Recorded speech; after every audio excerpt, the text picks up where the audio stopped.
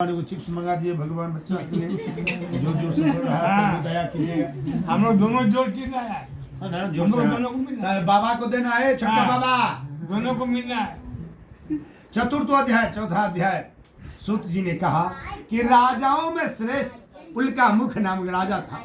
वह राजा सदैव देव मंदिर जाया करता था और ब्राह्मण पंडित पुजारी दीन दुखिया को संतुष्ट करता था। राजा धन देकर उस राजा के कमल के सदृश पत्नी थी। राजा अपनी पत्नी के साथ भद्रशिला नदी के तट पर बैठकर श्री सत्यनारायण भगवान का कथा सुनते रहता था। उसी समय वहां से एक बनिया जा रहा था नाव में बहुत सारा धन भरकर व्यापार करने। देखा राजा रानी को तो नाव को किनार में अपना नाव लगा दिया नदी किनार में और उतर गया। पूछता है कि हे राजन आप ये क्या करते हैं? हमसे भक्ति पूर्वक कहिए, सुनने की इच्छा है। राजा बोला सुनो साधु बनिया, यह अति तेजस्वी विष्णु भगवान का पूजन कथा है जो अपने भाई बंधु के साथ पुत्र आदि धन विद्या की इच्छा से किया जाता है।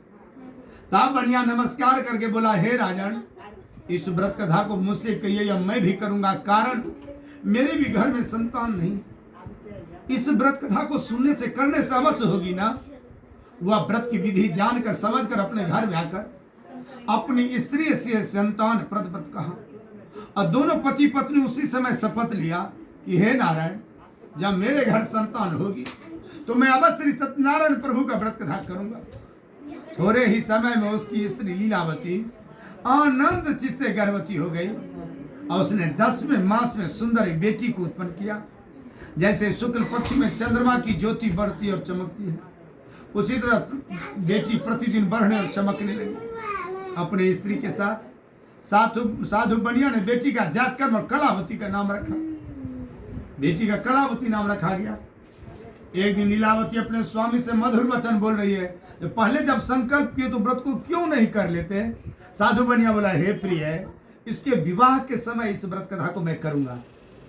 पहले बोला कोई संतान हो गया, बोलता विवाह में करें। देखिए मतलब निकल गया। इस प्रकार स्त्री को समझा बुझा दिया, बाहर निकल गया बनिया। बेटी तो भगवान का दिया हुआ प्रसाद नित्य रोज बढ़ते चली गई। पिता के घर में बेटी बढ़ती ही चली गई। एक दिन धर्मक साधु बनिया सखी लोगों के साथ खेल रही थी बेटी, तो पिता ने विवाह के जोग देखा। मेरी बेटी तो विवाह के जोग हो गई, खेल रही थी। यानी अपना हिंदू सनातन में 12 वर्ष से कम में शादी कर दिया जाता था। तो उस बेटी खेल रही थी। पिता ने बोला कर अब तो पंडित जी चल जाएंगे जेल, ऐसा काम करेंगे तो ये पहले कर दिया जाता था।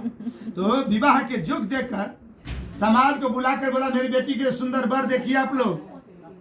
समाज के लोग वर ढूंढने में निकल गए। एक बनिया वर ढूंढते ढूंढते कांचन नगर तक पहुंच गए, जो भी कांचीपुरी के नाम से प्रसिद्ध है दक्षिण भारत। वो कांचन नगर से एक सुंदर बनिए के पुत्र को साधु बनिया के पास लाया। साधु बनिया ने सुंदर गुणवान लड़के को देखा, जाति भाइयों के साथ ब्राह्मण को बुलाया, प्रसन्नचित्त होकर विधान पूर्वक अपनी बेटी का उस बनिए के पुत्र के साथ विवाह कर दिया।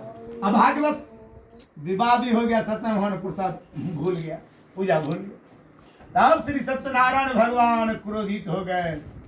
कुछ दिन के बाद व्यापार में चतुर साहूकार बनिया व्यापार की इच्छा से अपने दामाद को साथ में लिया और समुद्र के निकट रत्नसारपुर नाम के नगर में जाकर दामाद को व्यापार शुरू करवा दिया। रत्नसार जो रत्नागिरी महाराष्ट्र समुद्र किनारे बहुत धनवान गांव। इसी समय श्री सत्यनारायण स्वामी बनिया को प्रतिज्ञा से भ्रष्ट देकर श्राप दे रहा है, तेरे ऊपर भारी दुख पड़ेगा बनिया।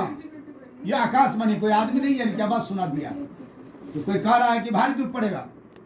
उसी दिन उस गांव के सबसे धनवान राजा के रात में घर में चोरी हो गई। सारा धन लेकर चोर लोग भागा। सुबह होने के डर से ससुर दामाद को दुकान पर ही सारा धन छोड़कर चोर सब भाग। राजा का दूध पीछे किया चोर पकड़ने के लिए। जैसे ही ससुर दामाद के पास आया, देखा राजा का चोरी किया उस सामान यही रखा हुआ। खूब प्रसन्न हो गया कि चोर तो मिल गया, अब हम लोग कहाँ खोजेंगे। इन्हीं दोनों को पहले बांधा और राजा के निकट ले जाकर बोले राजन दो चोर लाए हैं, इन दोनों को देकर आज्ञा दीजिए। राजा ने बिना सोचे समझे विचार भी नहीं किया कि धन बाहर क्यों रखता, चोरी किया। क्योंकि भगवान नाराज है तो राजा भी क्या सोचेगा। राजा बिना विचार किए आज्ञा दिया कि दोनों को बंद करो। दूध सब दोनों ससुर दामाद को पकड़ कर और राजा का अपना जेल था उसमें जाके दोनों ससुर दामाद को बंद कर दिया। तृतीय श्री स्कंद पुराणे रेवा खंडे श्री सत्यनारायण व्रत भाया चतुर्थो अध्याय कथा समाप्त।